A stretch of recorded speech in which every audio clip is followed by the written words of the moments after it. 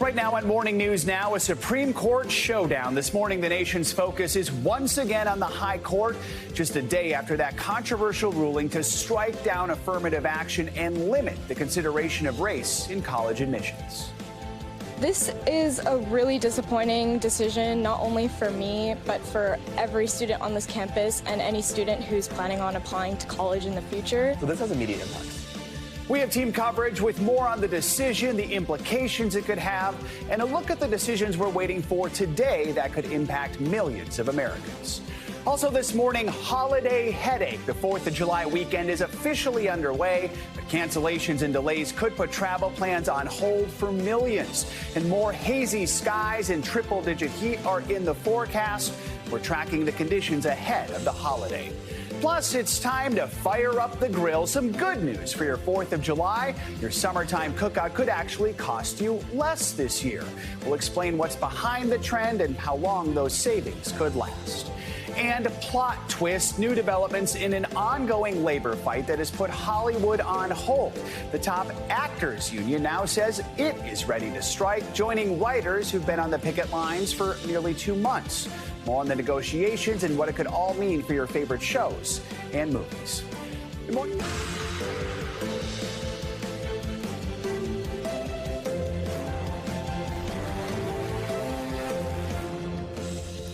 Good morning, I'm Joe Fryer. Savannah is on assignment. We begin with the Supreme Court this morning and what will be another blockbuster day. Today, the court is expected to decide 2 more cases with far-reaching implications for millions of Americans. That includes one that would impact anyone with federal student loans. This, of course, comes on the heels of yesterday's landmark decision that struck down affirmative action in college admissions.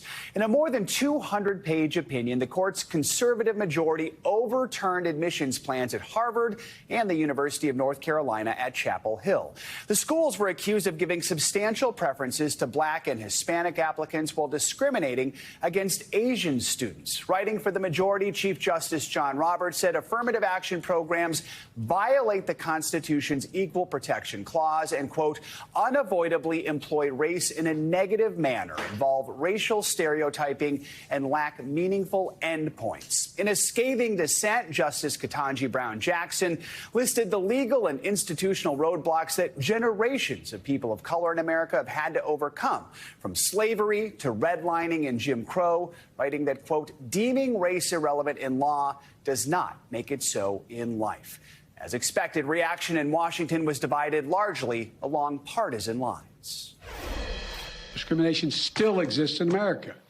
Today's decision does not change that. But we cannot let the decision be a permanent setback for that. This is the day where we understand that being judged by the content of our character, not the color of our skin, is what our Constitution wants. We have full team coverage of the fallout from this seismic decision and what we can expect from the court today. We're going to start with NBC News legal analyst Danny Cevallos. Danny, good morning. So help walk us through this ruling. It's a little bit murky. It says colleges shouldn't use race for admissions, but it says people should be judged by their individual experience. Now, for many, their race is part of their experience. So what does this mean, especially for students who are going to be applying for college in the future? Diversity is still an important interest on campus. In fact, it is still a compelling interest on college campuses.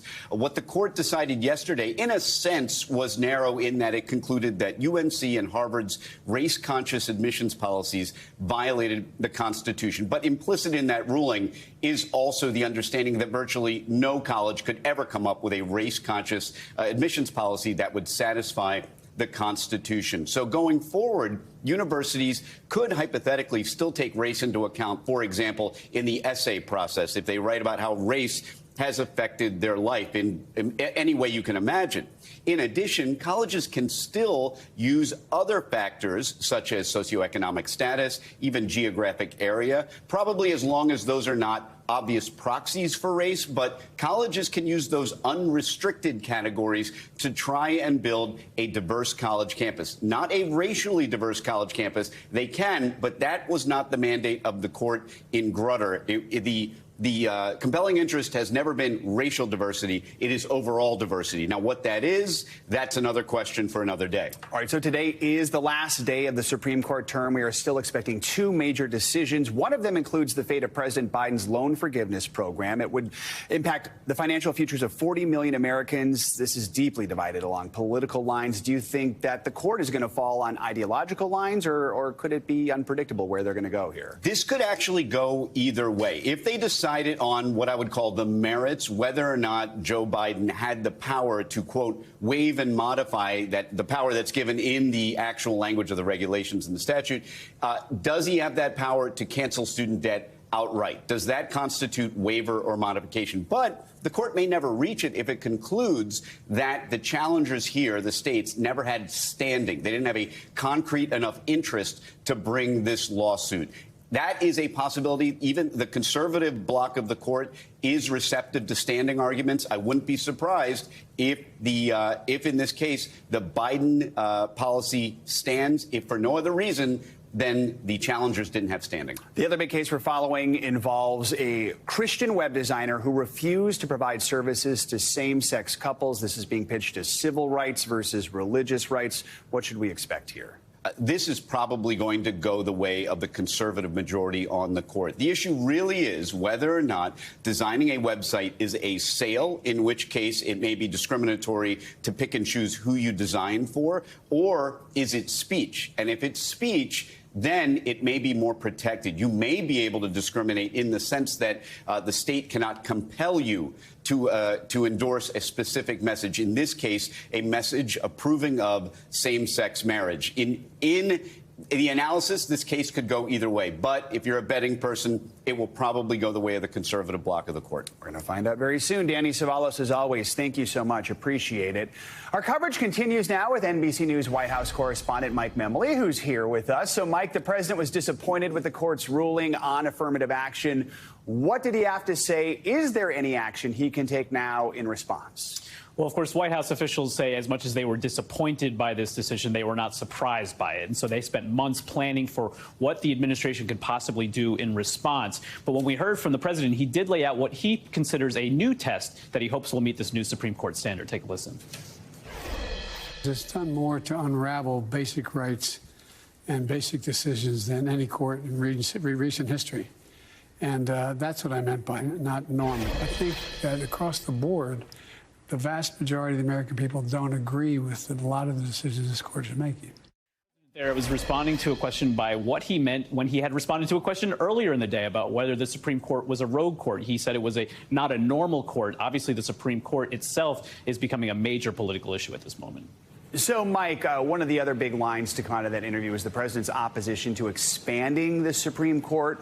What did he say? This is something liberals are pushing for. Why is he against that right now? Yeah, candidate Joe Biden got a lot of heat about this issue during the primaries and even in the general election. Remember, during the 2020 campaign, we had that unexpected opening in the Supreme Court that was filled in the final months of the election. The candidate at the time resisted the pressure to expand the Supreme Court, come out in favor of that. He appointed a commission to consider it. Yesterday, he made it clear he still hasn't changed his position. Take a listen. I think if we start the process of trying to expand the court, we're going to politicize it maybe forever in a way that is not healthy. That you can't get back. That you can't get back. Now, what we had in the Dobbs decision a year ago, this decision yesterday, the decisions we're expecting later today, we have the possibility of significant rights being taken away. This is what the president really believes is making this a political issue, but he's not willing to take that next step to change the actual structure of the court itself. All right, Mike Memoli, thanks so much. Good to see you here in New York. Joining us now to talk more about the affirmative action decision is the Dean and Professor of Law at Howard University School of Law. Professor, good to have you with us here. So I want to read more of that dissent from Judge Ketanji Brown Jackson. She wrote, "Deeming race irrelevant in law does not make it so in life. Although formal race-linked legal barriers are gone, race still matters to the lived experience of all Americans in innumerable ways, and today's ruling makes things worse, not better." So, Danielle Hawley, please tell us, in your mind, is this ruling making things worse, and what does it mean for the schools that say the consideration of race is essential to ensuring diversity? It's making things much worse. I think what Justice Jackson pointed out in her dissent in Justice Sotomayor was simply that race is still a really important part of American life. And for many people, it plays a negative part in their life. So kids growing up K through 12, significant resegregation of our public schools and lack of resources in those schools, and the lived experience of those students, of Black and Latino, Native American, Native Hawaiian students. I think there is significant negative impact from many of those experiences on the potential to compete for college admissions at places like Harvard and University of North Carolina. So Justice Jackson says the majority has a let them eat cake obliviousness about the reality of race in the United States. I'm becoming president of Mount Holyoke College tomorrow. I start, and I can tell you at places like Mount Holyoke and lots of other places, this ruling will cause a major disruption in terms of admissions and also the feeling of belonging for students on our campuses. Congratulations on that new job. I'm going to ask you a question specifically about that job in a moment, but first I want to talk about the majority opinion, Justice Roberts. He left open the possibility of colleges considering the issue of race in a student's application, saying a student must be treated on his or her experiences. I want to play sound from a student from Howard talking about this. The idea of drawing on the hardships and pain and suffering of minority communities to even get accepted into college in the first place, that's just not, I don't understand why POC tiers have to be my, a committee's, reasoning or that push to let us into programs. It doesn't make any sense. So, Professor, what's your reaction to that? My reaction is very much that I identify with the students' comments. I think, to say that race should be included in things like essays and considered in terms of an individual, I think is to distort what was happening in college and university admissions already. That's exactly what was happening. There was holistic admissions practice in which students were able to talk about race in ways that may be uplifting instead of being just about suffering. And I think what Justice Roberts was really asking, and the majority is saying, is that you can somehow talk about individual race issues if it relates to your own individual story. And I think that leads to this idea that it must be some kind of negative connotation with race, even though we know that race has a significant impact on daily life for almost all Americans. Professor, soon to be president, I do want to ask you about that new job. You're the incoming president of Mount Holyoke College. So in that position, what do you think colleges are going to have to do now to make sure they are diverse? How are they going to have to change the recruiting and application process? I spent a lot of yesterday reading statements by presidents of various colleges and universities. And I think the one universal thing that I saw was that every college and university that I read yesterday reaffirmed our values, which is that diversity of all kinds is critically important to how we educate the leaders of tomorrow. And so at Mount Holyoke, we will definitely continue to hold that value that we are educating culturally competent leaders for the future. And so it's necessary for us, while we respect the law, to also continue to hold our values very strong, which is to celebrate diversity of all kinds. Danielle Hawley, thanks so much for joining us, and good luck as you embark on this new chapter. Thank you.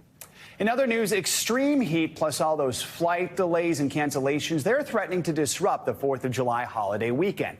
AAA says 50 million Americans are expected to travel 50 miles or more for the holiday weekend, and the TSA is preparing for record passenger volumes. All that could cause more issues at our nation's airports. They're already packed with passengers after thousands of flights were either delayed or canceled in recent days because of stormy weather and staffing shortages. On top of that, hazy and hot conditions are putting a damper on 4th of July celebrations, with temperatures expected to climb to triple digits again in parts of the South, stretching from Texas to Florida.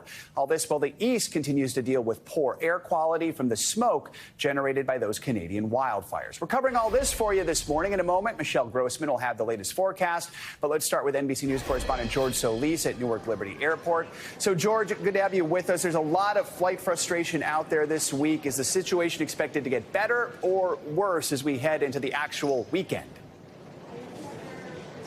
Yeah, good morning, Joe. A lot of travelers hope the situation gets better. Maybe no rain on the parade, but that air quality, that smoke is certainly the wild card here. No ground stops as of this morning, but the FAA warns that it's obviously something that travelers should keep in mind this morning as they begin to head out. Today, a record-breaking 2.82 million expected to be screened through TSA, and you mentioned already more than 50 million Americans planning to head out for this holiday weekend. The majority of them going by car. The good news there, gas is about $1.30 cheaper than it was this time last year. A number of Americans, as I mentioned, flying today. The headaches at the airport so far this morning here at Newark Liberty. Not as many delays as we've seen over the last 2 days. Already, though, as I'm looking, we're seeing the numbers in the double digits. Yesterday, they creeped up into the triple digits. The majority of issues with United, the airline says they are seeing meaningful improvement. But I tell you, I spoke with a number of travelers yesterday who say they still don't have their luggage. And at this point, they've decided to just stay within the New Jersey, New York area and sightsee as opposed to sleeping here at the airport, which we've seen throughout the last couple of days. Number of travelers say, you know, they're packing smart. They know that this was going to be a very busy travel period. Take a listen to some of the tips they are offering for other people who are planning to embark on this holiday journey. Take a listen. Pack light. Don't overpack, because then it's just a hassle to have everything and trying to keep everything together. Book the earliest flight possible, because when you book it early, there's no line, there's no wait. Keep your stuff on you, pack with whatever you can bring with you, and don't check stuff, because I've had awful experiences losing things when I travel. Yeah, travel light, and it may seem like common sense, but of course, if you have your airline's app on your phone, keep an eye on that to see if, making sure that there are no delays or cancellations. And if you happen to have pre-check, making sure that that is on your ticket, because obviously if you don't, that might delay you in the line, causing backups. And really, so far this morning, a lot of smiles, but we're going to keep an eye on the situation here, Joe, because we know as the day progresses and those delays start to creep up, those smiles can quickly turn to frowns. No doubt. I like getting tips from fellow passengers. That was a great idea. So, George, let's talk about the millions who are going to be driving to their destinations this weekend. When should they hit the roads, and what cities are expected to see the worst traffic? Yeah, so it may seem like common sense, but we'd like to remind people that obviously getting out on the road earlier is the best option. Anytime after 6 p.m., also pretty good if you want to head out on the road. Right now, we're at the peak travel, especially here in the morning. So if you're going to stay and watch right now, watch this segment and then get on the road to kind of beat the rush. And of course, as you would imagine, some of the major cities are going to see the most backup of traffic. We're talking Seattle, D.C., and Boston. Here in New York, of course, you're going to see a lot of backup. But the key thing here, get out early, or if you're not going to try and beat the morning rush, definitely get out a little bit later in the evening, Joe. All right, and if you're not leaving, please keep watching us right now. All right, George Solis, thank you so much. Exactly. Latest now on that near blazing heat that's hitting some parts of the country. Meteorologist Michelle Grossman is here at the end of a very long week with your morning news now weather. Michelle, good morning. Hi there, Joe. Great to see you. Yeah, we continue to be very, very busy. I know it's a busy weekend, as George just mentioned, and weather-wise, we're going to keep it busy because we're still seeing heat alerts. We're still seeing poor air quality, although that's going to improve over the next couple of days. But the price we're going to pay is some showers, and then also watching the chance for some strong storms. Let's start with the heat story because we're still looking at 64 million Americans under heat alerts. A lot of these are excessive heat warnings. That's where you see that bright pink color. So Fresno, Las Vegas, Phoenix, down over to Little Rock, Nashville, Birmingham, Jackson, New Orleans, you are under an excessive heat warning. And that's because we're going to see temperatures soaring once again into the triple digits, well above normal for this time of year. This is in dangerous category, record-breaking categories as well. So we're looking at temperatures right near the 100-degree mark in Kansas City. That's 11 degrees above normal. 98 degrees today in St. Louis, 102 in Memphis, 100 degrees in Tulsa. So that's today. Then as we go throughout tomorrow, we're going to see that more widespread heat throughout portions of the Ohio Valley into the Tennessee Valley, the mid-Mississippi Valley. So it's not just the South we're talking about. 98 degrees tomorrow in Nashville. That's 9 degrees above normal. 98 degrees in Birmingham. 99 in Little Rock. So hot in so many places. And this summer warmth is going to stay in place throughout the holiday, too. So we're looking at 93 on Monday. Then July 4th, this is Richmond, July 4th, 91 degrees. You want to stay indoors, get the air conditioner if you can, because when we factor in the humidity, it's going to feel like 110 in some spots. We're concerned about the heat. We're concerned about air quality as well. 114 million people under air quality, or at least a poor air quality alert. We're looking at Canadian wildfire. There's over 500 wildfires burning in Canada. Over 243 of them are out of control. So we're looking at widespread fires in Canada from the west coast to the east coast. This air is making its way down to our area. So the U.S. looking at that smoke coming down, but that's going to improve over the next couple of days. We're going to see the wind switch around. We're going to see some storms, and that's going to disperse some of the smoke. So that's good news. But some cities this morning, D.C., Pittsburgh, Buffalo, in the unhealthy category. The good news is we're going to see some improvements as we go throughout today and then especially into this weekend. So that's the air quality story. Also looking at the chance for severe storms, 24 million people at risk for severe weather, really large hail, 2 inches or greater, some winds gusting up to 60 miles per hour. A few tornadoes are possible as well. And look at this widespread area. We're talking the Central Plains to portions of the mid-Mississippi Valley, the Ohio Valley into the Tennessee Valley. So Colby, Kansas City, Springfield, St. Louis, Lexington, Nashville. You are under the gun for some strong storms this afternoon and evening. That's certainly going to damper some start to the weekend plans, also some travel. We'll look at the travel forecast in just a bit. And then tomorrow we'll see enhanced risk. So more people, 35 million people at risk for severe storms and enhanced risk. That includes St. Louis, Evansville, Paducah. That's a likely spot for seeing some storms. Winds gusting up to 60 miles per hour. Could see some hail and also a few tornadoes. So we do anticipate some impacts, as George mentioned. St. Louis, Cincinnati, Nashville. Joe, we're looking at likely delays there as we go throughout this Friday. Back to you. And hopefully we can get that smoke out of here in time for the 4th of July fireworks next week. Yeah. All right, Michelle, thanks so much. Much more to come here on Morning News Now. Later this hour, packing the parks from Yosemite to Yellowstone this holiday weekend is set to be a busy one at our national parks. What you need to know before you go. First, though, after the break, an NBC News exclusive. Taiwan's foreign minister is speaking out about the growing tensions with China. Stay with us. We'll be right back.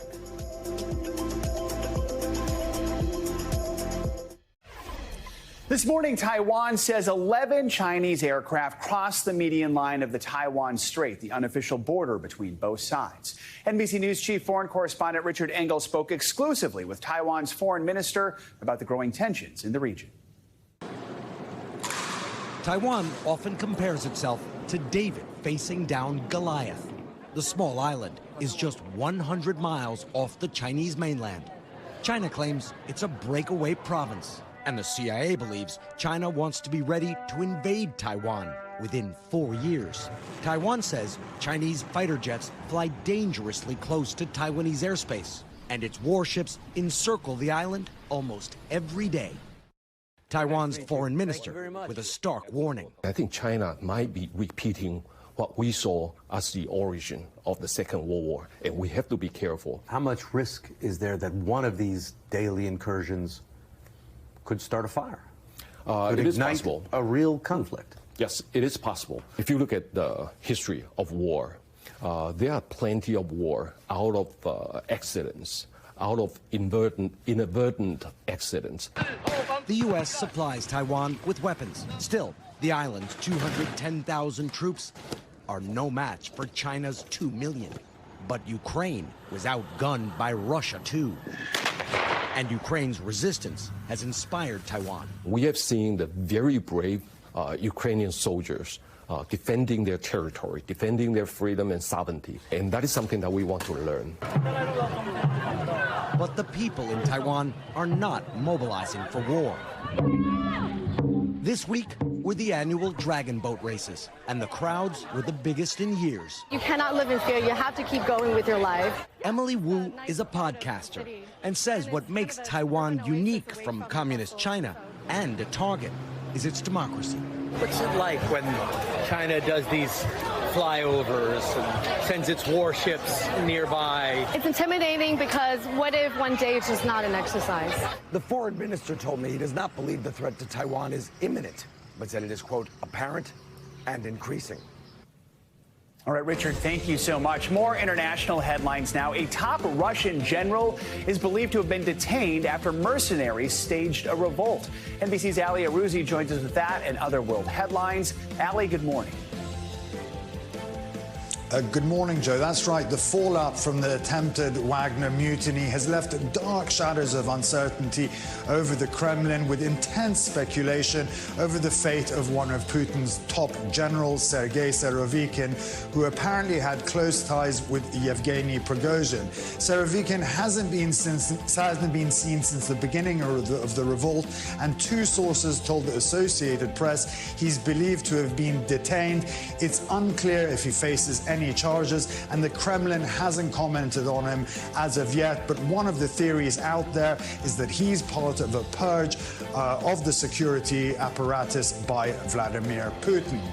Violent protests continue to sweep across France for a third night following the fatal shooting of a teenage boy by police. More than 400 people were arrested nationwide on Thursday evening as France's elite police force were deployed to multiple cities. A bank was set alight, fires were burning on streets, while running battles ensued between riot police and protesters. Acknowledging the government's enormous unpopularity, President Macron has given himself 100 days to heal and unite the country. And finally, a 13-year-old Australian has become the first female to pull off skateboarding legend Tony Hawk's famed 720 maneuver. And what's more, she did it in front of the pioneer himself. Arissa Drew won the women's competition in Salt Lake City, and after making history, the teenager was asked about her incredible history-making performance. She seemed unfazed and said, it's pretty big. She's those unfazed. are your headlines, Joe. No big deal. All right, Allie, thanks so much. Appreciate it. As you would be pulling something like that. No, but that would be a big deal for me, trust me. Now to a harrowing story about a travel blogger lost at sea. His boat capsized, leaving him stranded in the middle of the Pacific. NBC News Now correspondent Valerie Castro shows us how he survived. This is the moment a man lost at sea for 34 days finally made it back on solid ground. There's our survivor. The man, the myth, the legend. Happy Sunday, everybody. Aaron Carrata, also known as Adventure Aaron, didn't know that when he sailed off from Panama on his 23-foot vessel dubbed Smiles, it would cost him everything. I was praying. It was a routine of eat, pray, row. There's some days it doesn't get much better than this. And this is one of those days. I have fair winds and following seas. At first, his planned multi-year trip was all smiles. Carrata documenting his activities on board, fishing over the bow, making his own pizza, and enjoying the occasional treat. Fish jerky and rower's champagne. You never know how well it's going to be, though. Fingers crossed again. Good luck coming this way, I hope. But luck would eventually run out. The solar panels on his battery-powered rowboat stopped working, giving him enough power to only post one last video on May 13th for people following his journey online. I'm not panicking yet. I'm just waiting for these winds to give up. The rowboat's battery power eventually running empty 97 days after first setting sail. You did have the emergency beacon. Why wait so long to call for help? Why not call sooner? Because I was mindful of the Coast Guard and tying up the resources of other people. I had the food I needed. I had all the preparation done. I just didn't have power. For another 33 days all alone, he pressed on, rowing at the mercy of the winds, navigating by compass, until a wave capsized the boat nearly 1,400 miles off the northeast coast of Tahiti. His life's belongings lost at sea. When it was upside down, I remember just knowing that my world was officially upside down. I had sold everything I owned to do on this expedition because I didn't want a reason to quit. Left with only a leaky life raft and surrounded by a shark, he says he finally activated the emergency beacon, the U.S. Coast Guard arriving just 4 hours later to drop off survival supplies. When I saw that plane coming to my rescue, but it was the most beautiful sight. The red and white letters are always remember it in the sky. A day later, a merchant vessel and Carrata's lifeline appeared. There's our survivor. His friend Jeremy eventually welcoming him to shore. What did it feel like to see that familiar face? Pretty good. Emotional. Sorry. It's really good. Yeah, I didn't know anybody knew I was missing. I didn't know if anything was going on. Will there be another attempt? I can't say no. I would be more than happy to jump right back in and do it properly and be mindful and continue to educate people on the safety that you have to take. Our thanks to Valerie Castro for that report. After losing almost everything to the ocean, Aaron is now working to get some of those items back, including some important stuff, his ID and his passport. Coming up, controversy on college campuses and beyond over the Supreme Court's decision to strike down affirmative action. When we return, our coverage continues as we talk to students on both sides of the debate. This is Morning News Now.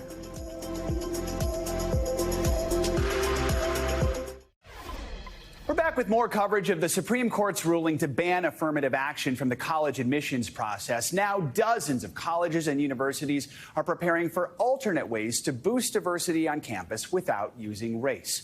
We have two students here to give us their perspectives on the affirmative action debate. John Puri is enrolled as a student at Stanford University, and Elise Martin-Smith is currently a Harvard student. She also serves as the political action chair for the Black Students Association. John, we're going to start with you and a few questions to you. You support the Supreme Court's decision to ban affirmative action in college admissions. Walk us through your thoughts, your reaction, and do you have concerns about the impact this might have on applicants of color? Sure. Thank you for having me. I do support this decision, and mostly on the legal basis.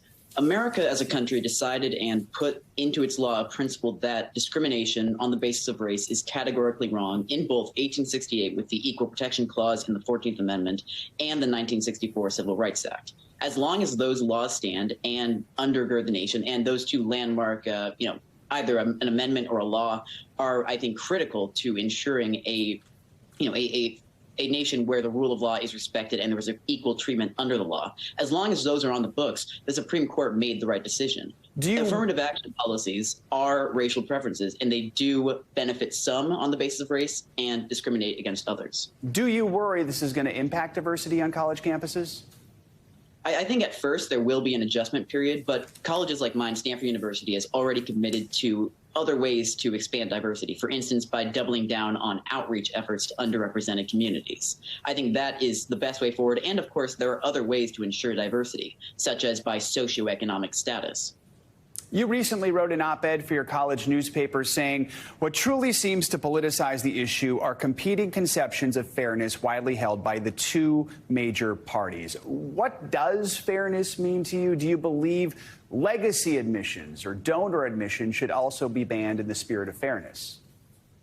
Sure. I think that when it comes to the two competing notions, people on the political left tend to believe this is something that psychologist Jonathan Haidt explores, that fairness means equality, meaning two students of different races should have an equal chance despite differences in scores. Conservatives believe more in proportionality. One's admission chances should be directly proportional to their success in high school. I think the idea of fairness that I believe in, that is embodied in the Constitution, is one of equality under the law, where the law does not discriminate on the basis of race, does not make those distinctions. And as universities receiving federal funding, it is essential that that principle extends to them as well. Black students make up roughly 9% of the freshman classes at Ivy League institutions. Nearly half of the student body identifies as white. So how do you see colleges addressing these gaps in diversity with affirmative action no longer an option, really? Sure. Well, I think it's important to note, first of all, that the vast majority of students will not be affected by this affirmative action ruling. It is only the most selective universities that really feel they need to do this in order to correct, because the differences are exaggerated at the highest levels of scoring.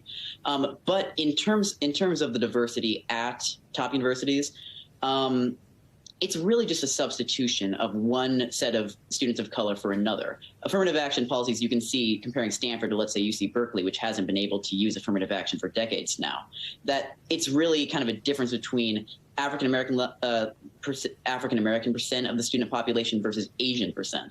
And affirmative action policies, it's been documented, tend to benefit the most advantaged individuals in the lesser represented groups, while harming the least advantaged people in the overrepresented groups, like Asian American students. All right. John Puri, thanks so much for joining us. We appreciate you giving your perspective. Let's bring in Elise Martin-Smith now, who has a different perspective on the Supreme Court's decision. Elise, good morning. What are some of your biggest concerns now that affirmative action has been banned? How do you see this playing out on college campuses? Yeah, thank you for having me. So my biggest concerns would be the livelihood of my communities on campus. Affirmative action does impact everybody. Diversity on campus is essential for everyone, and it benefits it makes campus better for every single person there, including also the idea that these could spread to other schools. Already, Edward Bloom has had many different school cases and has been working on attacking hiring spaces, potentially could reach other schools, although it is currently contained within Harvard and UNC. And affirmative action is not the only attack on educational opportunity that we've seen for marginalized communities. There have been book banning, the Freedom to Learn movement, even student loan relief, which is potentially coming up today. So I think that I'm just concerned not only about the issue of affirmative action, but the way that that is a part of a much larger issue of educational opportunity. Do you think there are any misconceptions about affirmative action? What do you think is perhaps the biggest misconception? I think that diversity is not strictly zero-sum. There are already so few Black and Brown students at these universities in the first place, and I think that we often talk just about the idea that diversity is key to the learning experience, and I think that is a very true and very baseline. I think that also we should be proud of the fact that affirmative action lasted for the time that it did, because it shows that we understand the gravity of our country's history of racial discrimination, which still extends into modern day opportunity gaps. So we can't even assess. Sorry, I was just going to add that we can't even assess the fallacy kind of merit without understanding these gaps. So moving forward, what do you hope to see from your school, Harvard, and other schools to make sure campuses are diverse? And do you think legacy and donor admission should also be eliminated? I absolutely think that legacy admissions should be eliminated. I think that the fact that specifically race was targeted in this case instead of legacy admissions, certain preferences for AP's classes that might be inaccessible to some students, or certain athlete preferences. There are so many different ways that intersectionally affect students, also considering test scores. I think that we should be completely using this as an opportunity to revamp the admissions process. And I ask Harvard to assess these gaps in equity, as well as uplifting students and young people. And that also means intentional outreach to intersectionally marginalized communities and centering students in this redesigning process. All right, Elise Martin-Smith, thanks so much for joining us. So important to hear from actual students on both sides of this issue.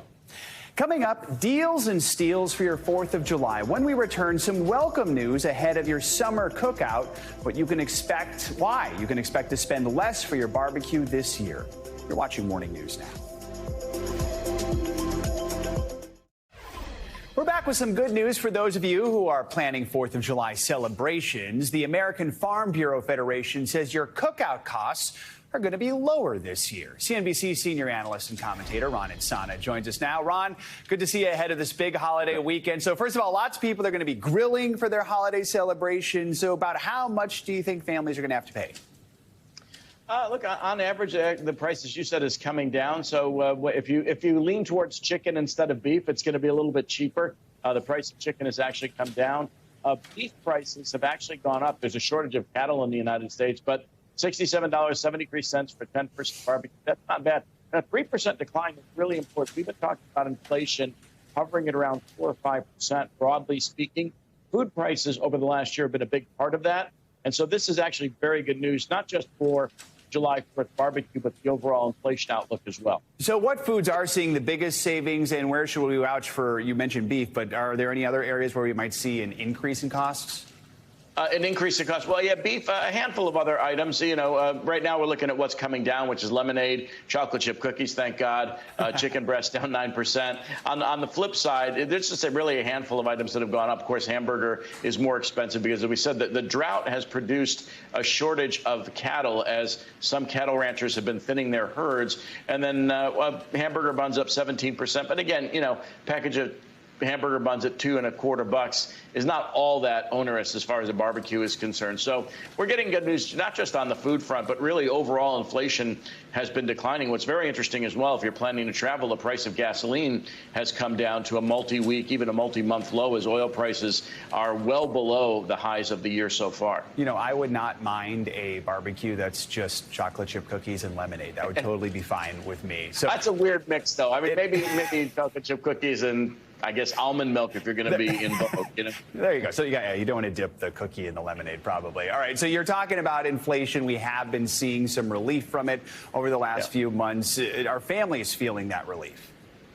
Well, they should be. I mean, the price of food's come down, gasoline's come down notably. And so, again, for the summer driving season, we've not seen an uptick in gasoline at all. And there are a handful of other costs that are coming down. There's some that are still sticky. I mean, when you look at existing single-family home sales, for instance, they're still relatively expensive because of the short supply. But new homes are actually surging right now, and they're building out a lot of those. So those prices are likely to come down a little bit. And then really, when we're talking about staples here, those prices have come down across the board. So, yeah, I think by the end of the year, inflation is not going to feel nearly as bad as it did last year or even as sticky as it felt in the first half of this year. Ron, and people will feel that. Real quick, while we have you, any other tips to cut costs this weekend?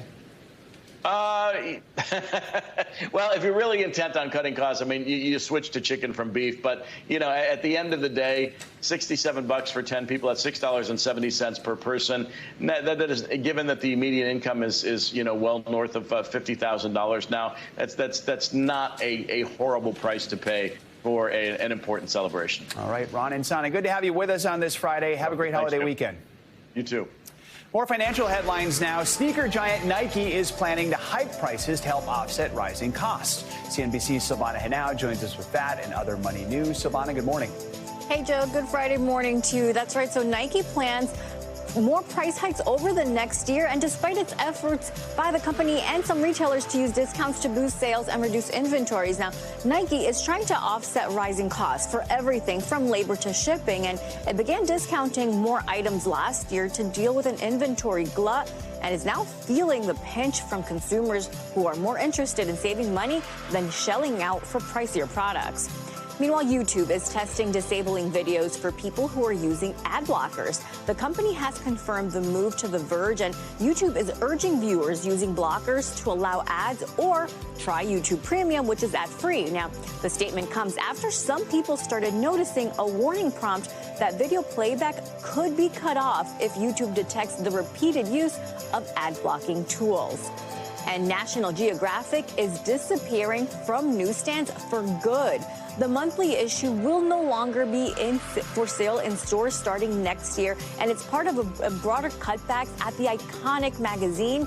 Nat Geo also laid off all of its staff writers this week, and it will now turn to non-staffers to author stories. The company's focus is shifting to its digital product, but it will still sell special editions on newsstands. Subscribers will continue to get a printed copy each month, Joe. Yeah, thank goodness for that. There's just something about a physical copy of the National Geographic. Yes, oh, I love it. All right, Silvana, thank you so much. Yeah. As a record number of Americans do hit the road this weekend, many are going to celebrate Independence Day at one of the national parks. But if you don't already have a reservation, you may be out of luck at some of the more popular parks. Dave Barak is with the National Park Service. He's here now to explain how the national parks are gearing up for the big weekend. Good to have you with us here, Dave. So first of all, how many people are you expecting, and what are y'all doing to prepare? Well, thanks for having me, Joe. The first thing I'll say is we are starting to see numbers like pre-pandemic. In 2019, we had 327 million visitors, and that dropped quite substantially in 2020 to 237 million. Last year, we were back up to 312 million, and likely there will be more this year.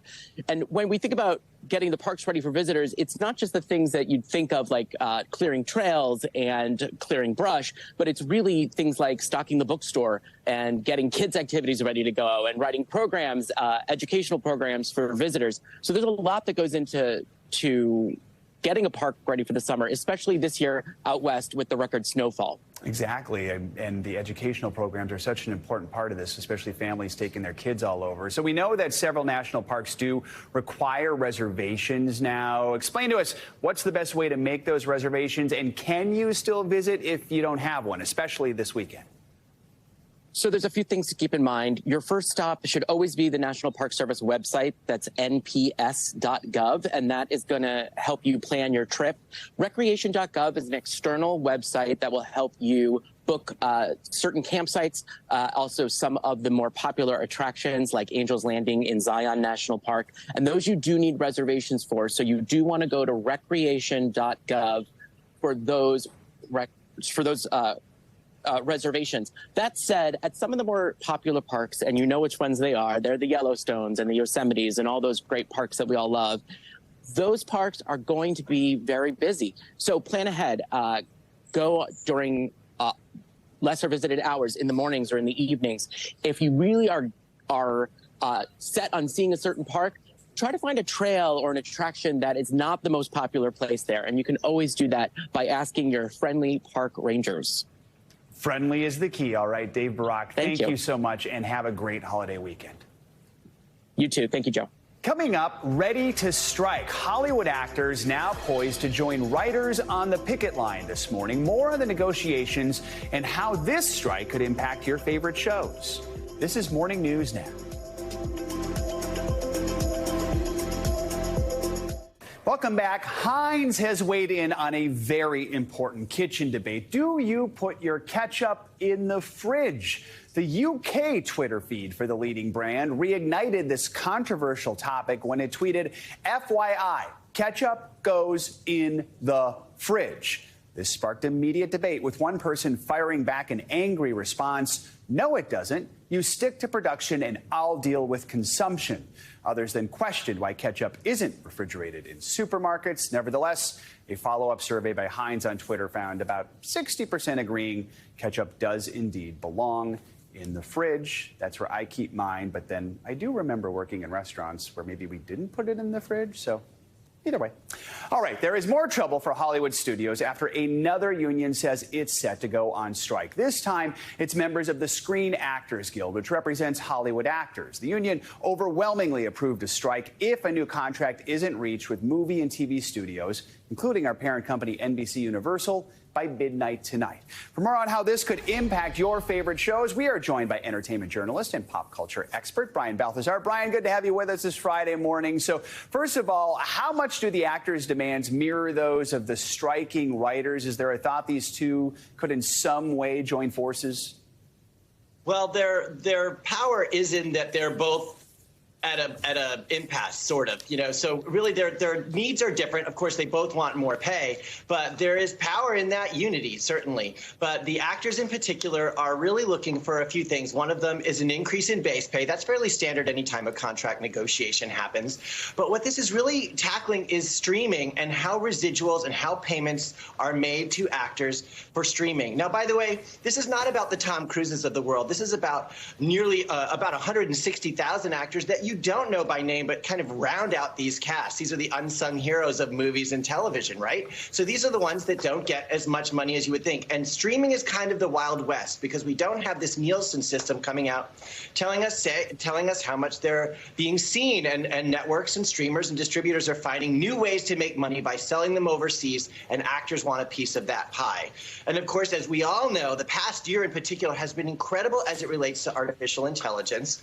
And while some say it's crude now, it's happening very quickly, and the technology exists. We've covered it. You've covered it here on the news, how you can replicate voices of known people. So they want to build in protections, I should say, to make sure that they are compensated and protected from artificial intelligence, in essence, taking over their jobs, really, or having their likenesses being recreated to create virtual actors. Especially with that technology just moving so fast right now. So, Brian, if there is a stoppage over this summer, do we know, do the studios have a plan in place to keep some of the fresh content coming? Well, this is in particular sets up the streamers for the most of it part of an advantage, because they typically have, like Netflix, for example, and many of the streamers people watch have deals with international shows. So you can see countries' content that they don't have a strike. So it is going to impact the movies, the TV show. They're all going to be delayed. And we can expect an extension of these talks. It's fairly typical. In the past 2 or 3 negotiations, there's been an extension past the deadline. So on one hand, the writers are already not working, so things are already delayed. This could push it even further, and streamers will lean on international content to fill that gap. So, Brian, we have about 30 seconds here. This doesn't just affect movies in production. If a strike happens, actors may not be able to promote the films already made that are about to be released. Could that have an impact on Hollywood's bottom line?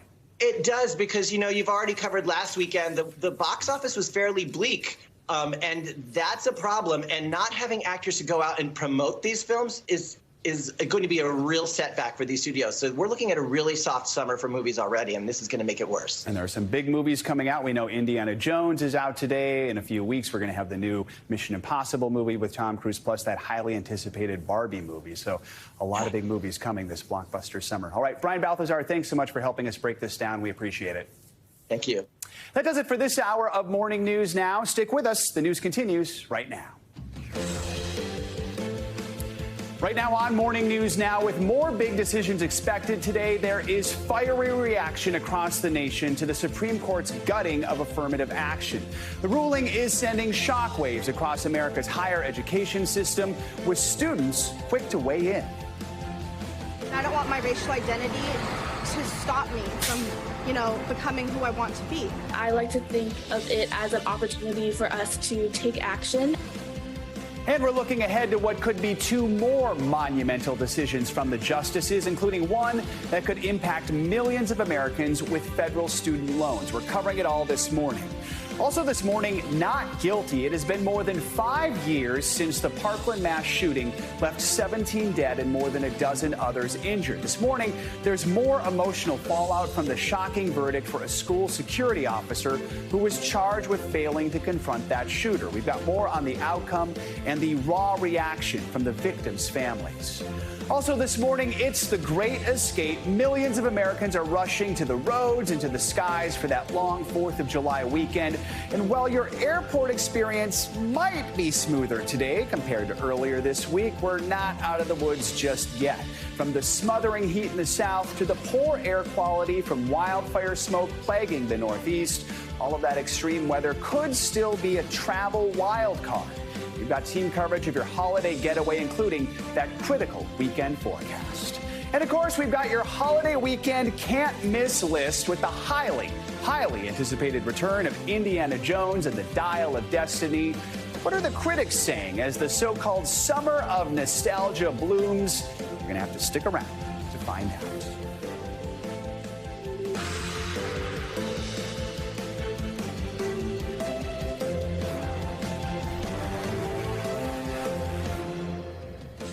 Good Friday morning. Thanks for joining us. I'm Joe Fryer. Savannah's on assignment and will join us a little later this hour. We begin with what is expected to be another momentous day for the Supreme Court.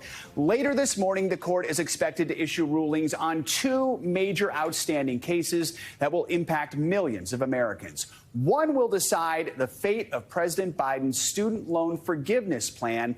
The other, if a Colorado state law that bars businesses from discriminating against LGBTQ customers violates freedom of speech. Those rulings will come just 24 hours after the seismic decision that banned the use of race-conscious admissions programs known as affirmative action at schools and universities.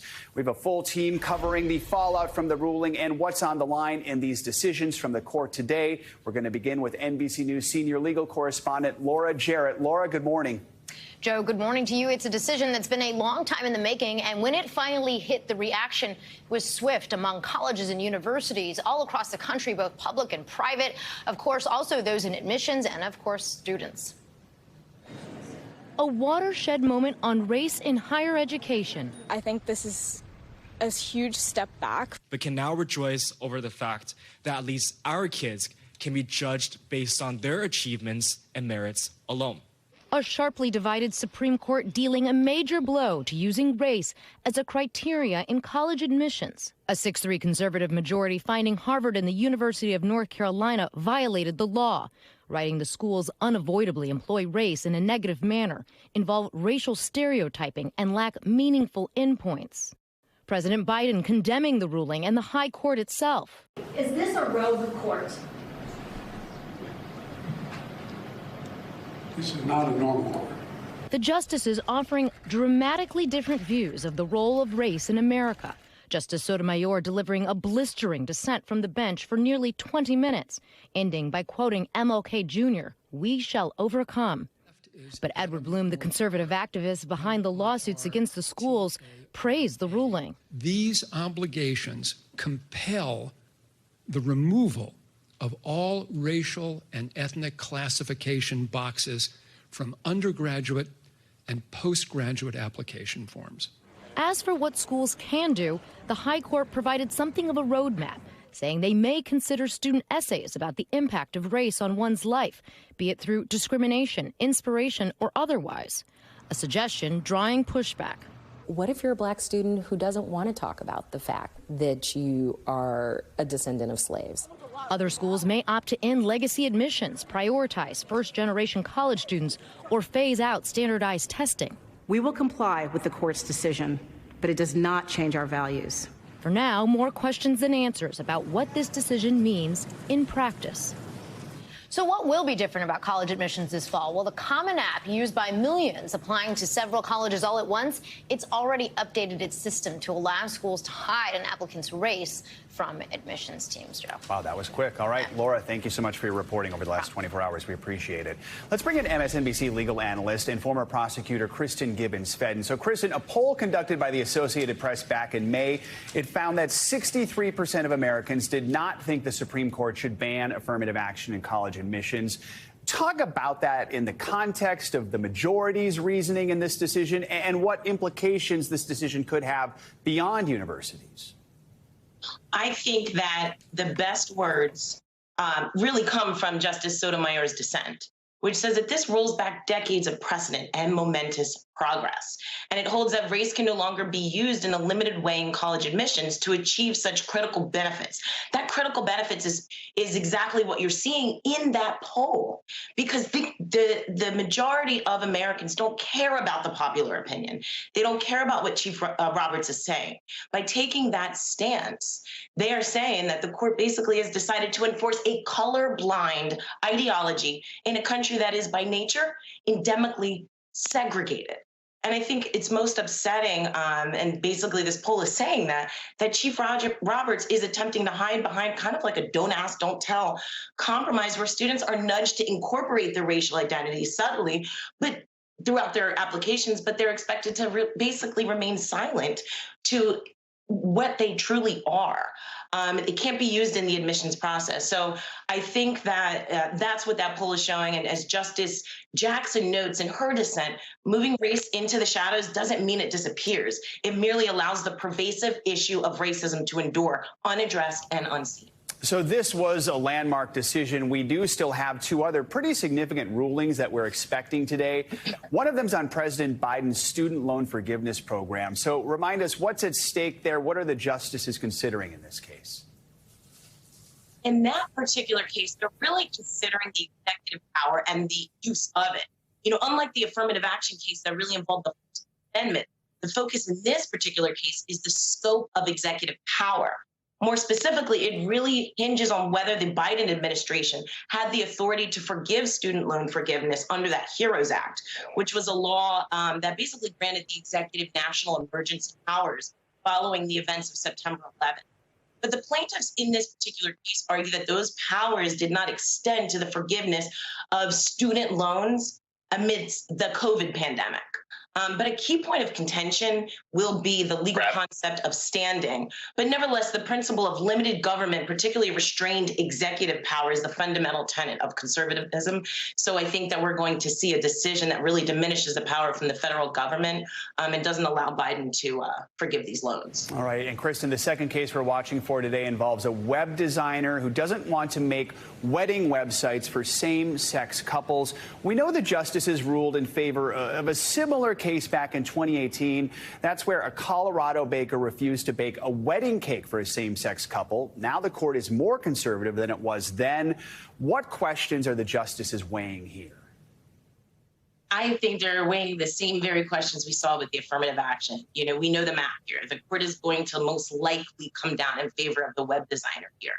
It's a conservative bench. They're taking a restrictive view on issues related to civil rights and equal protection. And I think that, you know, this recent shift towards that more conservative interpretation in the affirmative action ruling is really going to suggest a potential leaning towards favoring what they'll say is the rights of individuals, such as that web designer, over the broader goals of social equality, in this particular case, the LGBTQ plus community. All right. Kristen, Gibbons, Sven, thank you so much for your analysis. We appreciate it. Let's turn now to NBC News Capitol Hill correspondent Ryan Noble. So, Ryan, not too much of a surprise, but reaction from Congress is mostly split along party lines. What is it the senior congressional leaders are saying?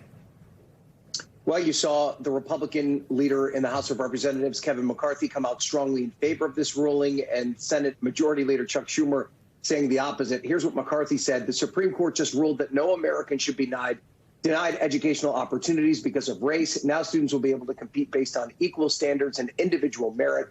This will make the college admissions process fairer and uphold equality under the law. Here's what Schumer said. Schumer taking a very opposite view. He said the Supreme Court ruling is a giant roadblock in our country's march towards racial justice. The consequences of this decision will be felt immediately and across the country.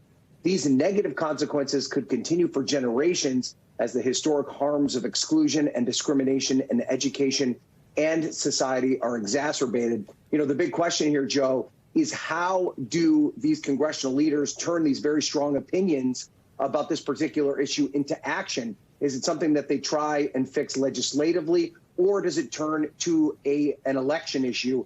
That's how we saw the fallout from the Dobbs decision with Roe v. Wade turn out. And that looks where this situation is headed as well. Ryan, so we have reaction also from the Congressional Black Caucus. They came out condemning the Supreme Court for this ruling. What are we hearing from them? Yeah, you know, and the Congressional Black Caucus, which is among the strongest group of lawmakers in the House of Representatives, said that by delivering a decision on affirmative action so radical, as to deny young people seeking an educational equal opportunity in our education system, the Supreme Court has thrown into question its own legitimacy. And it's that last line that's really important, Joe. We're hearing more and more calls from Democrats very upset at the conduct of the Supreme Court, not just the decisions that are being put out, but also the ethics questions that are surrounding many of these members as it relates to gifts that they've been given by wealthy individuals who have business before the court. And that's raising this issue again of whether to expand the court. President Biden said yesterday again he thinks that would be a mistake. But we did also hear from Democratic Senator Ed Markey. What does he have to say? Yeah, no surprise that Senator Markey, one of the most progressive members of the Senate, believes it's a good idea. Listen to what he had to say. Expanding the Supreme Court is not simply a position of principle anymore. It is now a matter of urgent and practical need. They have stolen reproductive rights, rolled back access to education, unleashed more guns on the streets of our country, all making us more unsafe and less equal in our country. And they are just getting started. And so while we see this emerging as a more popular position within the far left of the Democratic Party, it's important to point out, Joe, there's not a real sense of urgency among the Democratic Party at large to make a move such as this. And in fact, as you rightly point out, President Biden himself, an institutionalist, believes that there could be more harm than good that could come from expanding the court, because if for some reason Democrats began to control the White House, they could just continue that expansion with more conservative members. There isn't necessarily an end in sight. The longer goal here for Democrats is to make this a ballot box issue, win in both the House and the Senate, and hold on to the presidency so that as time goes along, that they can switch the balance of the court long term. Joe. Right. Ryan Nobles with Capitol Hill Reaction. Ryan, thank you so much. The 4th of July holiday weekend rush getaway is here. Today is the busiest travel day, and it'll also be the biggest test for our nation's airports, which have been dealing with serious delays and cancellations all week. On top of that potential travel trouble, we've got those hazy and hot conditions putting a damper on 4th of July celebrations from coast to coast. NBC News correspondent Tom Costello is at Reagan National Airport with more on all this.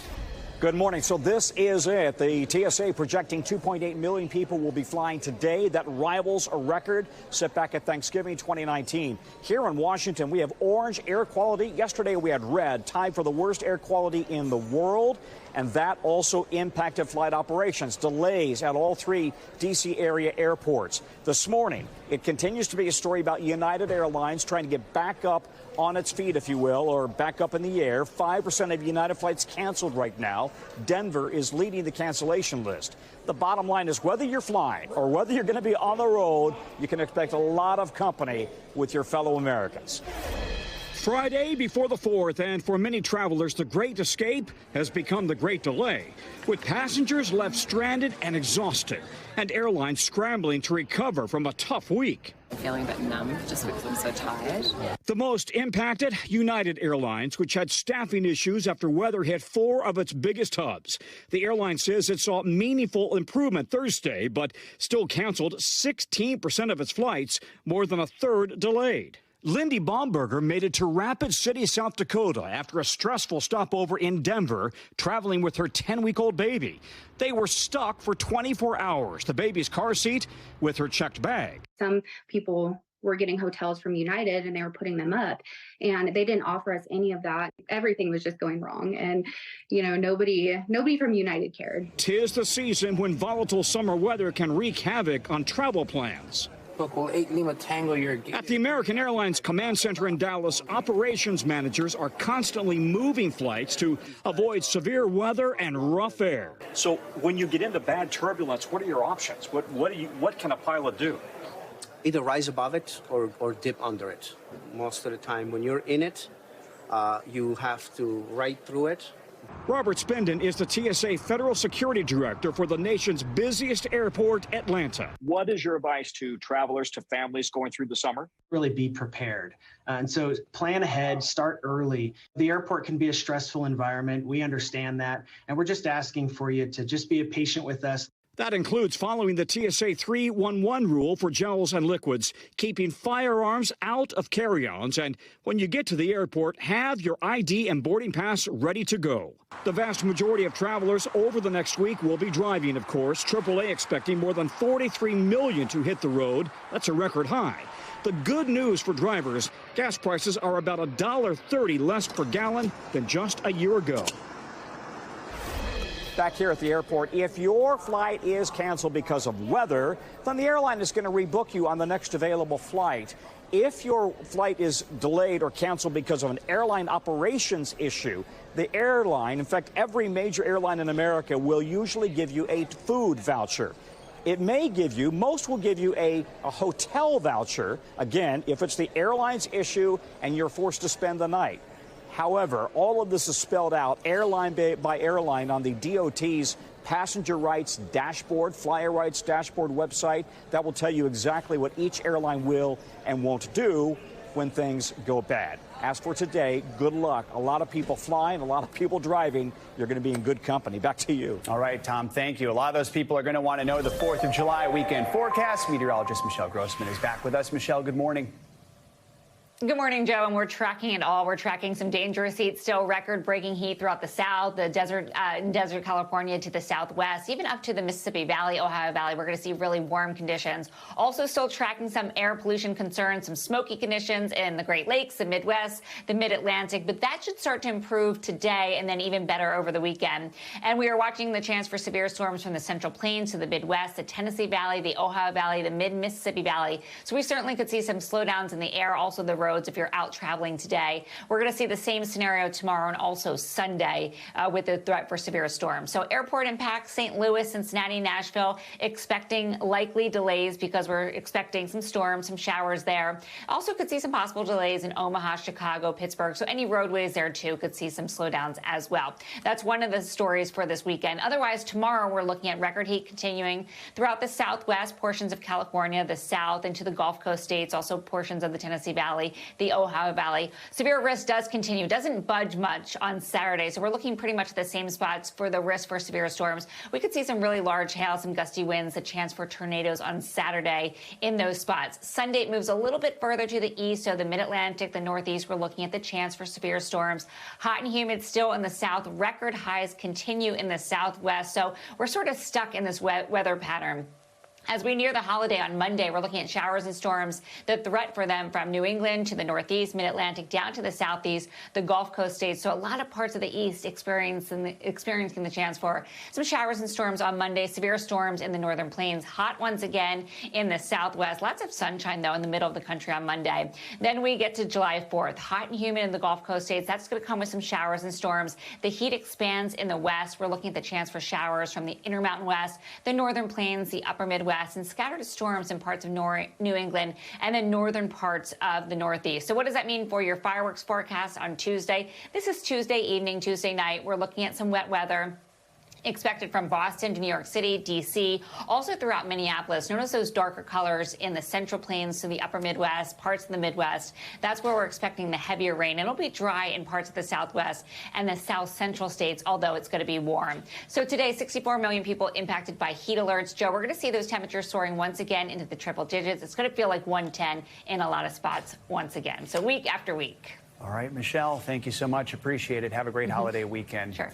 This morning, we are getting new insight into that alleged Chinese spy balloon that drifted across the U.S. According to 3 U.S. officials familiar with preliminary findings, the balloon used commercially available, off-the-shelf technology that was American-made. For more, we're joined by NBC News Pentagon correspondent Courtney Cubey. So, Courtney, first of all, what was in the balloon? So, according to President Biden, he said there were 2 boxcars full of intelligence or surveillance or spy equipment. We don't know a whole lot beyond that. Now, what this American-made technology is off-the-shelf, commercially available equipment and components. So why that's so critical here, Joe, is because the officials who I've been speaking about this are saying at this point, there's no indication that there was any kind of intellectual property theft by the Chinese in this case. So what that means is there have been many, many cases over decades or allegations of the Chinese government taking U.S. sensitive technology and basically copying it and using it for their own purposes.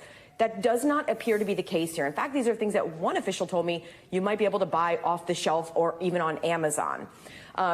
So there's that. In addition, though, to that commercially available technology, there was a significant amount of sensitive spy or surveillance equipment, but the officials I spoke with said that it seems to be Chinese made. So, Courtney, what are you hearing from your sources at the Pentagon? Are they weighing in on these revelations? Not really. In fact, the Pentagon press secretary was asked about it yesterday, and he declined to say that what was on the balloon at all, what kind of equipment it was. But he did add in that they are very aware of the fact that many times there is commercially available U.S.-produced equipment that's used in some of these surveillance or military assets that the Chinese use. He just would not address whether that was the case on this balloon. So big picture here, Courtney, we know U.S.-China relations have been at their lowest point in decades. This balloon saga caused Secretary of State Blinken to postpone a planned trip to Beijing until this month. What kind of impact could these new revelations have on U.S.-China relations, if any? Yeah, at this point, it doesn't seem like it's going to make a tough situation even worse. Because, again, if these are off-the-shelf if this is off-the-shelf technology and component parts that isn't illegal necessarily for the Chinese to own or even use, there's not a lot that the U.S. can do in the way of sanctions or trying to create some sort of law that wouldn't allow them to buy these things. So it's tough to say that this will have any real practical impact. But the reality is, as you just mentioned, Joe, relations are in such a bad spot that this isn't going to help them. All right, Courtney, thank you so much for your reporting. Coming up on this hour of Morning News Now, we've got continuing coverage of the morning's top story. Now that affirmative action has been gutted by the Supreme Court, our own Steve Kornacki joins us to break down where Americans stand on the issue. But first, the shocking verdict this morning from the Parkland High School shooting that has some of the victims' families deeply upset. Those stories and more up next. Welcome back. A Florida jury has cleared a former school security officer. He had been charged with failing to confront the gunman who killed 17 people at Marjorie Stoneman Douglas High School. NBC News correspondent Ann Thompson joins us now with more on this. Ann, good morning. Good morning, Joe. It took the jury 19 hours over 4 days to reach its decision. Scott Peterson faced up to 96 years in prison. But this morning, he is free. And now some of the victims' families are speaking out about the verdict.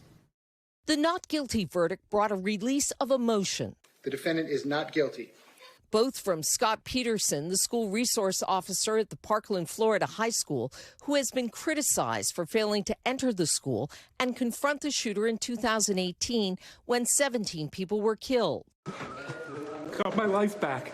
And from victims' parents, like Tony Montalto, who lost his 14-year-old daughter, Gina. Clearly, when it came time, Deputy Peterson turned tail and ran. Overnight, Peterson spoke exclusively to our South Florida station, NBC 6 News. It's just every day, every day it's just a constant reminder of that shooting. The now 60-year-old Peterson was a Broward County Sheriff's deputy who prosecutors charged with child neglect, negligence, and perjury. Peterson was accused of taking cover for more than 45 minutes before the killer was apprehended. He was also accused of refusing to investigate the source of the gunshots and directed other law enforcement who arrived on scene to remain 500 feet away from the building. Scott Peterson chose not to enter, knowing that those shots were being fired, and at every time the trigger was being pulled, one of his students was down. The defense arguing Peterson did what he could, not knowing where the bullets were coming from.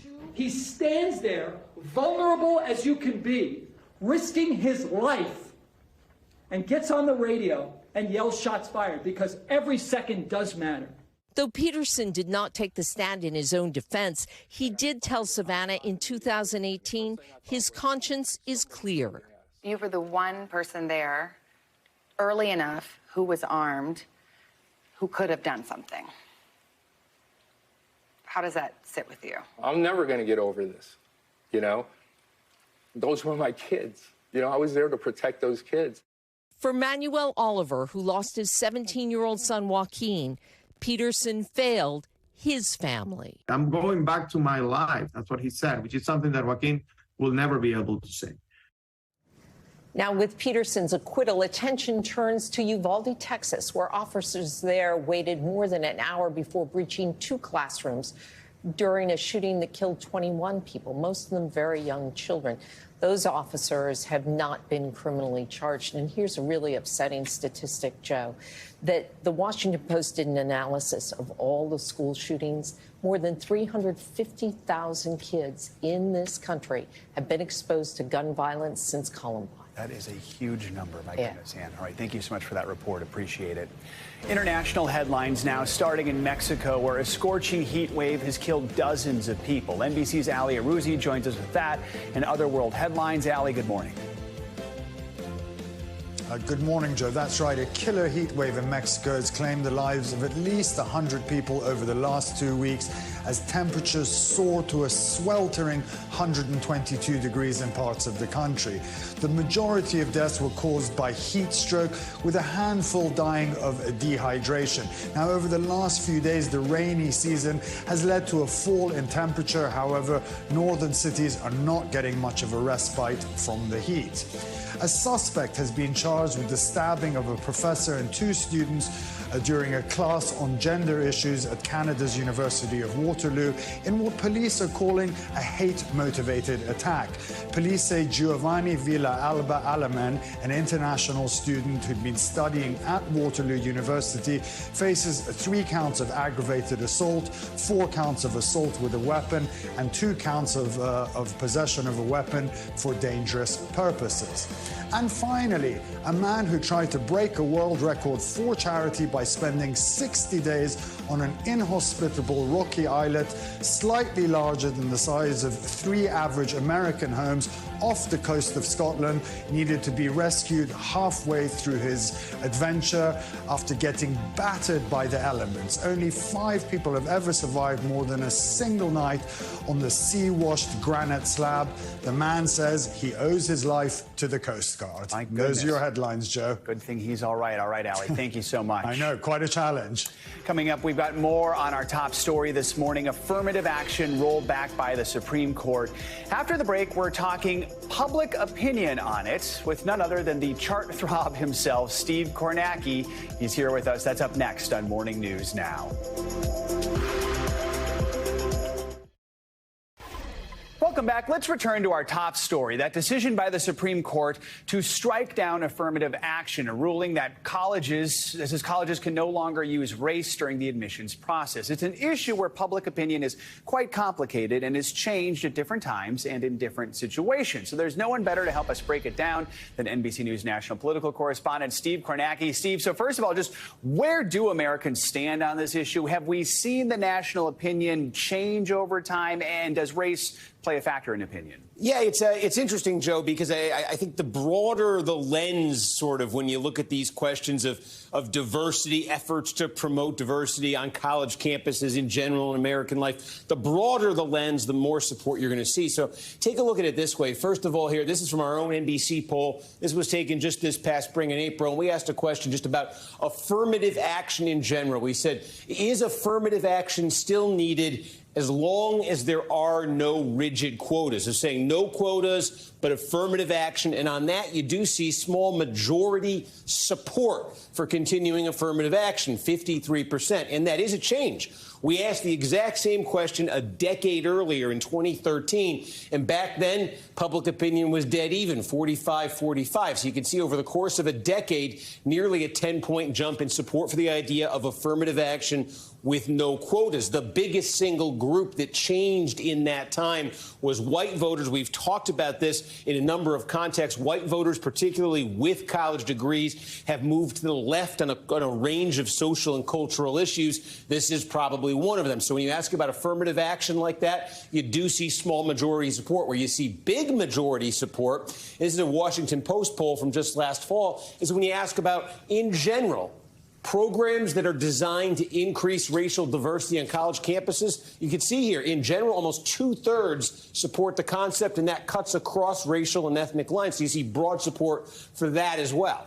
So I want to zero in a little bit here, and this is interesting because when we look specifically at banning colleges from considering race in admissions, the numbers actually change. What did we find? Yeah, they changed dramatically. So here we're asking in general about promoting diversity in college campuses. When you ask in this same poll about specifically using race and ethnicity as decision-making criteria for admissions.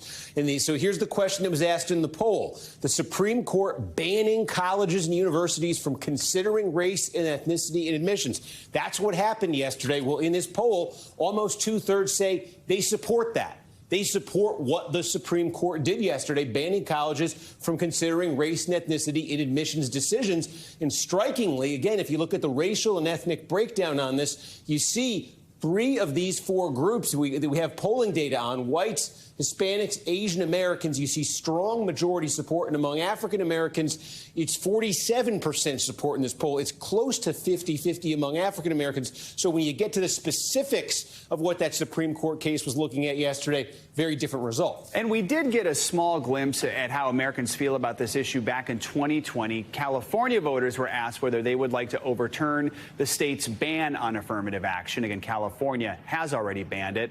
They said no. How close was that vote, and what else does it tell us? Yeah, I think that's really interesting, too, because we have all sorts of polls out here about affirmative action, and people can say, well, sample size or question wording or California in 2020 is an interesting story. Look, it's the biggest state in the country. 16 million people voted in this referendum. California is the most diverse state in the country, and it's one of the most liberal states in the country. And the story behind this was that in 1996, the state had outlawed race and ethnicity being used in college admissions decisions. Well, supporters of affirmative action felt that in a generation's time, California had changed. It had become more diverse. It had become more liberal. If you put it on the ballot, they felt it would pass affirmative action in college. So they did. They put it on the ballot, supporters of affirmative action in 2020. And on the same day that Joe Biden carried the state of California by 30 points, 16 million people voted in this. And look at this. By a 43% margin, they said no to affirmative action in college admissions in California. So there's a real, you say sample size in poll. That's a sample size of 16 million. Fascinating look at the numbers. Steve Kornacki, as always, thank you so much. You got it. Coming up, we're going to go to Aspen and beyond for a first-hand look at the Aspen Ideas Festival. It's a gathering for movers and shakers in the worlds of tech, mental health, even spirituality. And when you know it, our own Savannah Sellers has been right in the middle of all of it. She is going to join us with that beautiful backdrop right after this. Welcome back. The Aspen Ideas Festival has been underway in Colorado all week. It's brought together experts and specialists from all walks of life. Talk about everything from spirituality to mental health and the future of modern day technology. You've probably noticed I've been anchoring solo this week. That's because our very own Savannah Sellers has been out in Colorado at the festival. She joins us now. Savannah, so good to hear. We want to hear what you've been doing there. But first, love the shot behind you. I think it's impossible to have a bad live shot in Aspen. Tell us how you've been spending your time. And also, I know Aspen's, what, about 8,000 feet above sea level. Hard to adjust, or do your Boulder days prepare you for that? I think you're asking, Joe, am I still gasping with each step? Which the answer is pretty much yes. But at the hotel, they give us this chlorophyll water. That's some science I don't really understand, but it's making me feel a lot better and helping with the altitude adjustment. But yes, since I went to school here, it's so much fun to be back. Been up to Aspen quite a few times back when I was in college, so it's so much fun to just walk around the town and have all those memories. But I feel like you'd be pretty surprised, and you'd be pretty proud of me, Joe, knowing that I'm not exactly what you would call athletic, but I did partake in about a 15-mile bike ride. I went on like a 3-mile hike one day.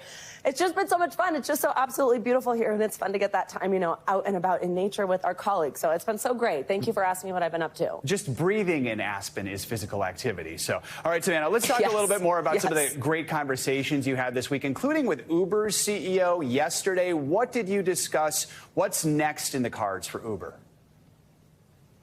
Absolutely. So Uber has made this incredible announcement. In the U.S., Canada, and Europe, they want to go zero emissions by 2030, and the rest of the world by 2040. Here's the thing, though. Uber doesn't actually own any of the cars that their drivers are driving. Those are independent contractors, and we all know that electric vehicles are quite expensive. So the question is, how are they going to get there? What type of parameters are going to be in place? What type of help are drivers going to get to actually buy those cars? I mean, think about it. We know a lot of people in our lives who maybe would really want an electric vehicle, but they've paid off their car. It's still running fine, and those other cars are still very expensive. So here's a little bit of what he told me about this process. What will happen in 2030 if a driver does not have an electric vehicle? Well, hopefully, if we do our job, and again, I would say that we need governments to pitch in, et cetera, by 2030, every single driver on the platform will have an electric vehicle, because it would be crazy for them not to. Okay? And our job is to get to that spot. But, in 2030, if a driver isn't driving an EV, then they're not going to be able to be on our platform. That's essentially what our goal is. So obviously, Joe, that relies on a lot of other partners to make it so that it would be crazy not to have one. He's essentially talking about that's how we should all feel, that we will all be able to buy them because they will have come down in price. And also, there will be things like charging infrastructure having had major improvements. So that will all remain to be seen, of course. Yeah, that's definitely going to happen if you have a fleet of Ubers out there. All right, you also sat down with former 2020 presidential candidate Andrew Yang. I know you talked about the future of politics in the two-party system. What can you tell us? Yeah, so Andrew Yang is, at this point anyway, not running for the White House or anything like that. He was a little cagey on that topic. He didn't say, no, I absolutely am not, but he also said at this point, no, I am not running. What he is doing is he has started a third political party, and the way that he describes that is it's essentially 51 organizations across the country, because he started this in each state and then one at the federal level. What he's really going for is to try to flip seats within state down ballot offices. So he's trying to essentially get people that he says are moderate on both sides of the aisle who want to see this third party, people who feel politically homeless, as he said.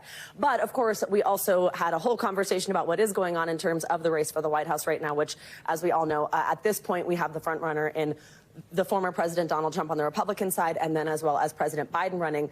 He was quite strong on what he thinks the current President Biden should be doing in this race. Take a listen.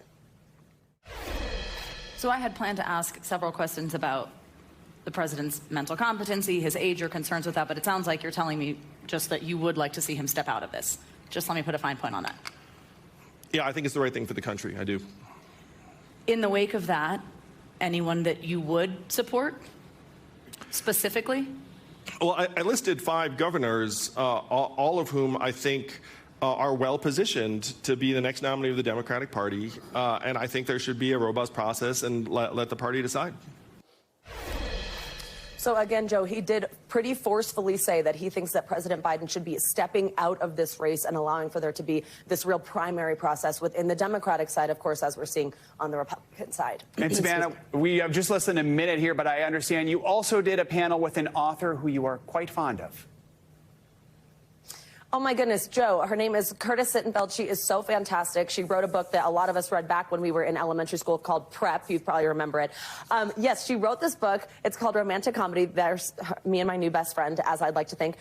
It's called Romantic Comedy, and what's really fun about it is it's essentially loosely based on SNL. Of course, we're lucky enough to have that in 30 Rock, and having been a page a decade or so ago, having worked around SNL and been in that studio, given tours of it, it was so much fun to connect with her on it. And what's so impressive about her is that she actually had no access to SNL. She didn't know anybody there. She didn't get any special tours. She didn't get any special interviews. She just essentially read every single book, every single biography, any type of memoir that any cast member has ever written, and did such fantastic research. I mean, she has it down to the floors that the offices are on in 30 Rock. It's just a really cute book, and it was a nice, light little moment. They've been doing these book clubs here this week, so it was a lot of fun. Nice to have a little levity. All right, Savannah Sellers, thank you so much for sharing all your conversations with us. We are looking forward to having you back in the studio with us next week. Have a very safe trip back. Thanks, Joe. Miss you. See you next week. We should mention NBC News Group is the exclusive media partner of the Aspen Ideas Festival. If you're interested in learning more, you can scan that QR code that is on the screen right now. Financial headlines. Fast fashion giant Shein is denying reports that the company is trying to go public here in the U.S. CNBC's Silvana Henao joins us with that and other money news. Silvana, good morning. Hey, Joe, good morning to you. Well, Shein, that's the Chinese upstart online fashion retailer, is denying reports that it's filed for U.S. IPO. Now, Reuters had reported the listing could happen by the end of this year. Founded in 2012, Shein has risen to global prominence for its cost-friendly and trendy apparel and was recently valued at more than $60 billion. Now, it's also been accused by lawmakers of exploiting trade loopholes to import goods to the U.S. and avoid tariffs. Microsoft is adding more AI-powered shopping tools to the Bing search engine and Edge web browser. Bing will use AI to create buying guides tailored to your shopping-related searches. Bing Chat will suggest what aspects of a purchase to consider, and users can ask the program to summarize what other people are saying. Once you've picked out a product, the Microsoft tools can track the item's price and help you request a match if it drops. And Reddit may be running out of patience with moderators of forums who have been protesting the platform's new pricing changes. Moderators who took their subreddits dark are being given an ultimatum: reopen or risk being locked out altogether. Moderators that still remain private will lose their status, and that's according to messages seen by The Verge. Of the 8,000 subreddits that went dark earlier this month, more than 2,000 are still private, Joe. All right, Silvana, thank you so much. You got it. In other business news, you could say, Indiana Jones and the Dial of Destiny brought in an estimated $7 million at the box office last night. That's a pretty good start to the holiday weekend, where some experts think it could bring in more than $70 million. Speaking of the weekend box office, it's Friday, which means it's time for your can't-miss list, all the movies and shows you're going to need to see this weekend. Jacqueline Coley is a Rotten Tomatoes editor and joins us now to break it all down. Let's start with Indiana Jones. He's hanging up the fedora, the bullwhip. This is the 5th and final installment. What are you hearing? Well, I actually got to see this one at the Cannes Film Festival, and it was a really great moment for Harrison Ford. And this film it's sort of a swan song moment for Indiana Jones. I think some folks were disappointed with the Crystal Skull. This is a really great return to form, and adding Phoebe Waller-Bridge really adds to the action. Good old Indy punching Nazis movie. And yeah, Phoebe is sort of maybe an unexpected choice, but one that really seems to work here, right? Yeah, their chemistry is really great within this. They have sort of this, like, you know, he's definitely doing his old man curmudgeonly thing. But what I love about this one is when it came out at Cannes, it was a bit divisive with critics, and now it's rated 67% on the tomato meter. I think audiences are going to have a great time with it 4th of July weekend. Remember, Harrison Ford, now 80 years old. All right, Yeah. Also in theaters this weekend, something very different. It's a powerful documentary about intersex individuals. It's called Everybody. What can you tell us about that Well, one? this one is really, I think, one that we're going to be talking about at end-of-year awards. It's directed by RGB director Julie Cohen, and it talks about intersex people. And with the current topics right now in the news, it's really a great education on the lives of people who really do have dual identities, with their physicality being intersex people. It's interesting. It really tells the human tale of what this legislation is doing to some of these folks, the sort of secrecy of being intersex and going throughout America, because it's a very lesser-known identity. Yeah, we talk about LGBTQIA.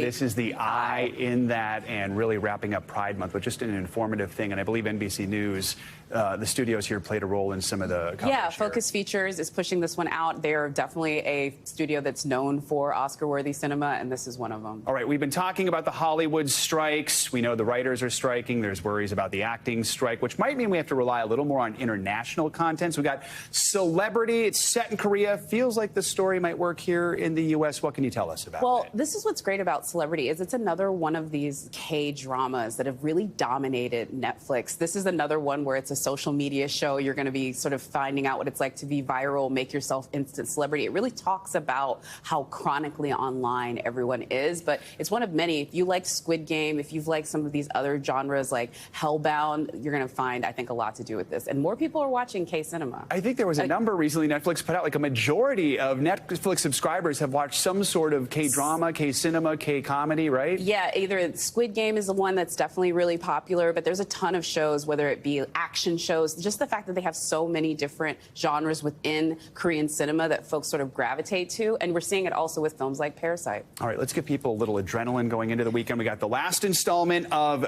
Jack Ryan, and we also have Shark Fest. Yeah, it's going to be a lot of like testosterone, both of these. Let's start with the spy one. This is John Krasinski, 4th season, 85% rated on the tomato meter. I think a lot of folks don't watch this show on Amazon, but they should, because it is a good old-fashioned episodic spy procedural. Harrison Ford making kind of an appearance again since he played the character on screen. And then with Shark Fest, everybody loves it. It is literally one of Disney Plus's biggest things. When Shark Week happens, everybody is absolutely obsessed. And I think it's this idea of the ocean is always more dangerous than anything on land. And sharks, yeah, they really are obsessed with them. We love a good shark bite story here. And I have to say, with John Krasinski, I used to, in the past, get comparisons. People would say, oh, you look like him. And then he got all buff as Jack Ryan. And the comparisons stopped. No one ever said another word again. Honestly, I would call you Jack Ryan, if nothing else, for the fact that you let me follow Steve Kornacki. There you go. It just makes me so happy. Was that your little, like, yeah, crush? it was the best. All right. It was. Well, anytime, Jacqueline Coley. Pleasure to have you on. Thanks so much. Have a great Thank holiday you. weekend. Coming up, we have got much more on Indiana Jones and what could be called the summer of nostalgia. Decades-old names. Barbie, Super Mario, they're staging comebacks on the big screen. And, of course, companies are cashing in. Stay with us. This is Morning News Now.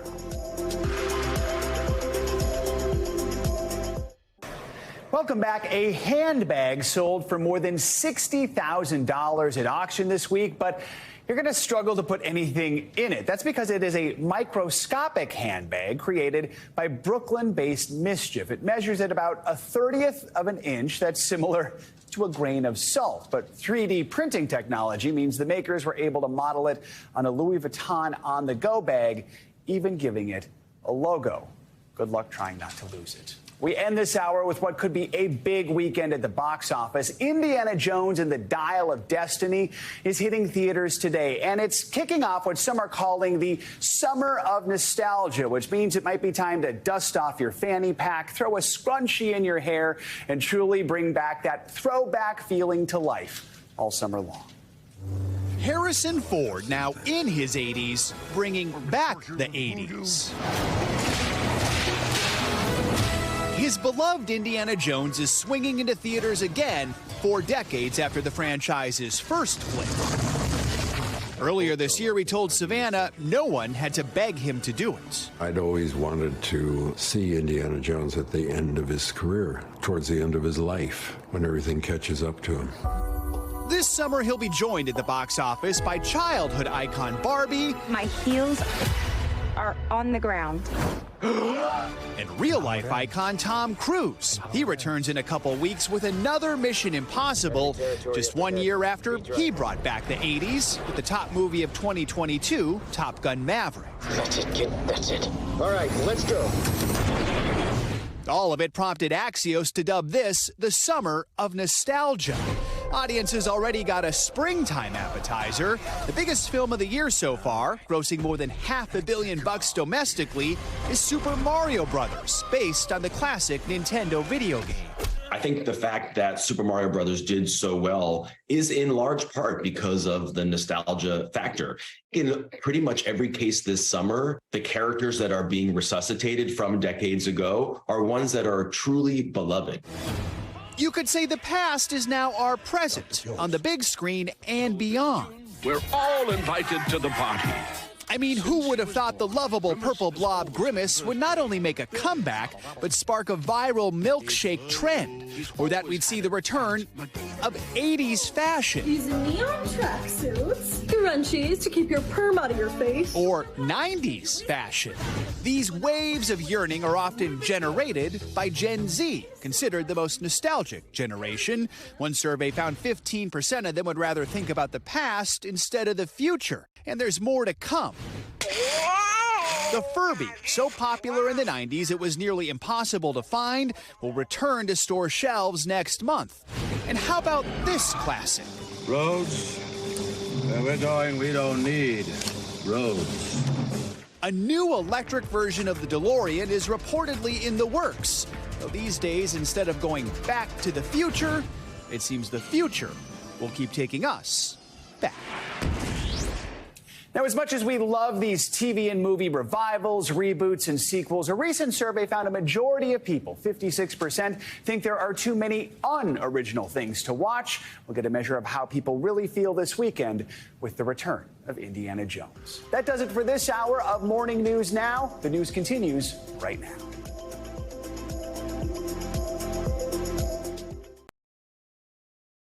Thanks for watching our YouTube channel. Follow today's top stories and breaking news by downloading the NBC News app.